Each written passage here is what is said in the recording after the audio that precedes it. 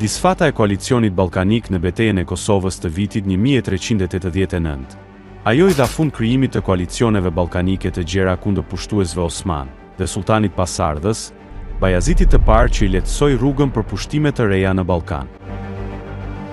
Pushtuesit osman e kthyen në vasal të tyre sundimtarin e Kosovës, Vuk Brankovićin, të cilin, në fillim të vitit 1392, e detyruan të dorëzonte Shkupin e më pas Zveçanin. Me marrjen e Shkupit, osmanët përforcuan pushtetin e tyre në pjesën lindore të Shqipërisë qendrore, veçanërisht në rajonet fushore të Lumit Vardar, që ishin nga më të begatat e Ballkanit. Pozicioni gjeografik shumë i favorshëm i Shkupit, ku kryqëzoheshin rrugët më të shkurtra që lidhnin kryeqytetin e perandorisë osmane me të gjitha tokat shqiptare dhe me rajonet e tjera të Ballkanit, nxitën sultanët osman që ta bënin atë bazë ushtarake shumë të fuqishme, duke e shpallur Pasha Sanxhak, një vend rezidencë e Belerbeut të Rumelisë. Ndërkaq, osmanët ishin përpjekur për zgjerimin e pushtimeve të tyre në Shqipërinë qendrore.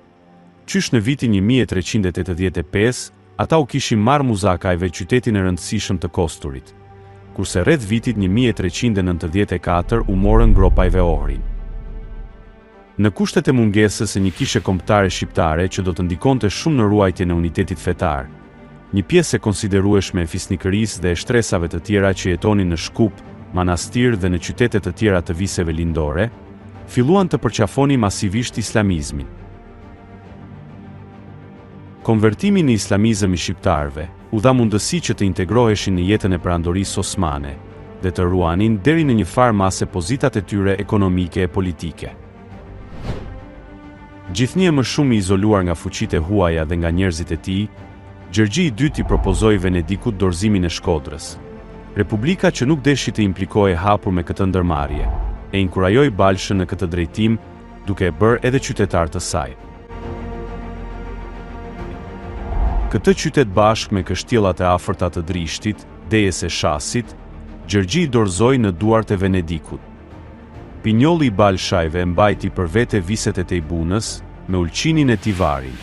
Për viset e lëshuara, ai do të merrte një pagë vjetore nga Republika e Venedikut. Heqja dorë nga territore të rëndësishme në dobi të Republikës së Venedikut, u duk se të paktën i siguroi Gjergj Balshës më në fund miqësinë e Republikës së Detrave.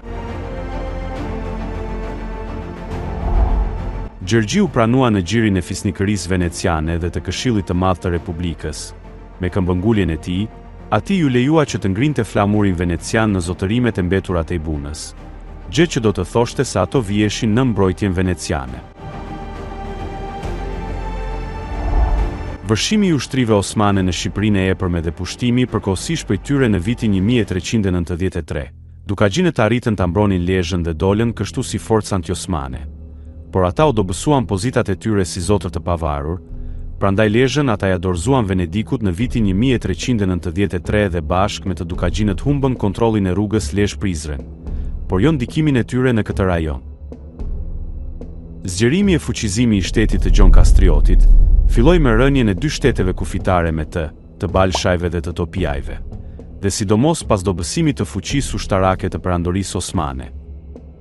Gjatë këtij viti, zotërimet e Gjon Kastriotit u shtrinë në drejtim të viseve bregdetare dhe u bën kufitare me ato të Venedikut, që nga viti 1406, Gjon Kastrioti shfaqet si një partner i rëndësishëm në marrëdhëniet me shtetet e huaja. Ambasadorët e tij shkonin në Venedik, Raguse në vende të tjera, dhe ai cilësohej prej tyre si zot shumë i fuqishëm i rajonit. Shtetin e Gjon Kastriotit e përshkonin rrugë tregtare shumë të rëndësishme. Ndërto, njëra rrugë lidhte viset bregdetare me Prizrenin, që duhet të ketë qenë qendra administrative e shtetit të Gjon Kastrioti. Në këtë qytet të lashtë kryqëzoheshin rrugë tregtare shumë të rrahura dhe që shkonin në drejtim të Prizrenit, pejes së Prishtinës. Traseja e rrugës së dytë kalonte nga Bregdeti nëpër krahinën e Matit, vijonte në drejtim të Dibrës dhe ndiqte rrjedhjen e sipërme të Lumit Vardar për të arritur në Shkup. Interesat ekonomike tregtar të Gjon Kastriotit shtriheshin edhe përtej zotërimeve të tij, në fushë Kosovë, madje edhe përtej Shkupit, ku mund të bliheshin argjend, plumb, hekur si dhe drith me çmime më të ulta se në rajonet e tjera, prodhime bujqësore të viseve të ngrohta, si pambuk, Oriz Susameti. Gjoni u martua me Vojsavën. Nga kjo martes lindën 9 fëmijë: Reposhi, Stanishi, Kostandini, Mara, Gjergji, Jella, Angelina, Vlajka dhe Mamica. Për jetën ekonomike e politike të shtetit të Gjon Kastriotit, ashtu si edhe të zotërimeve të fisnikëve të tjerë shqiptar, si dhe ato të Republikës së Venedikut, rëndësi parsore kishin raportet e tyre me kryekomandantin Osman të Shkupit dhe nëpërmjet tij me sultanin. Në marrëdhëniet me fqinjin e vet lindore shumë të fuqishëm ushtarakisht, Gjon Kastrioti duhet të ndiqte një politikë shumë të kujdesshme.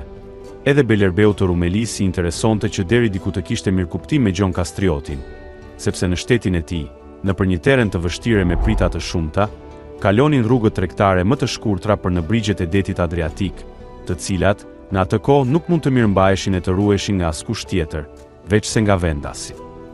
Në rrethana të tilla, gjatë 10 vjeçarëve të parë të shekullit 15, Gjon Kastrioti arriti të fuste në mbindjen e tij disa familje fisnike të njohura të Shqipërisë së epërme, dhe u bë figura politike kryesore e botës shqiptare të këtyre rajoneve. Në vitin 1418, Balsha i shpalli luftë Republikës së Venedikut për të rimarrë Shkodrën dhe Drishtin. Konflikti midis Balshës dhe Venedikut në rajonin e Shkodrës pengoi lëvizjen e tregtarëve shqiptar dhe raguzan.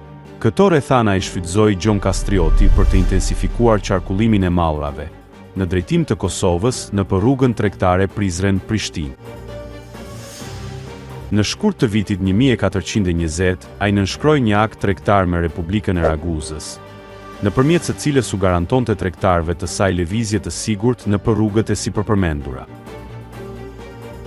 Ushtritë e Sultan Mehmetit të parë në fillim të vitit 1415 pushtuan kryen nga Topjast, kurse gjatë vitit 1417 i morën Muzakës Beratin, dhe po në të njëjtin vit kaninën bashkë me Vlorën, kurse në vjesht të vitit 1418 pushtuan Gjirokastrën, e cila ishte kryeqendra e zotërimeve të Zenebishëve. Si rezultati këtyre pushtimeve, fisnikët shqiptar filluan të nënshtroheshin vasalitetit Osman në shumicë, dhe madje filluan të dërgonin bijtë dhe trashëgimtarët e tyre në oborin Osman si pengje politike. Ndërkohë sistemet e Timarit dhe Devshirmes u futën në fuqi në të gjithë rajonin e gjerë.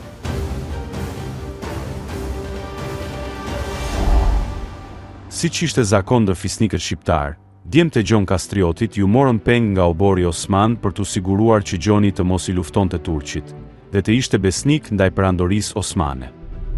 Gjergji u bë një nga këta pengje në vitin 1415 dhe me të mbërritur në Adrianopoj, ai u regjistrua në shkollën osmane të Enderunit, ku do të edukohej me shpresën për ta shndërruar në një general ushtarak të dobishëm. Gjatë kësaj periudhe, Kastrioti i ri, i cili më parë kishte qenë krishter ortodoks, u konvertua në fen islame, dhe duke se po zhvillonte një marrëdhënie të mirë me eprorët e tij osman. Ai mori trajnim të avancuar në çështjet ushtarake, strategji dhe administratë. Shkëlqimi dhe trimëria e tij ushtarake bën që Sultan Murati II ta krahasonte atë me Aleksandrin e Madh, duke i dhënë emrin Iskender, i kombinuar me titullin Fisnik Bey. Ai u bë i njohur si Skënderbeu. Gjergj Arjaniti, një tjetër fisnik arbëror nga familja Arjaniti, ashtu si Skënderbeu, kaloi një pjesë formuese të jetës së tij si peng politik në perandorinë osmane.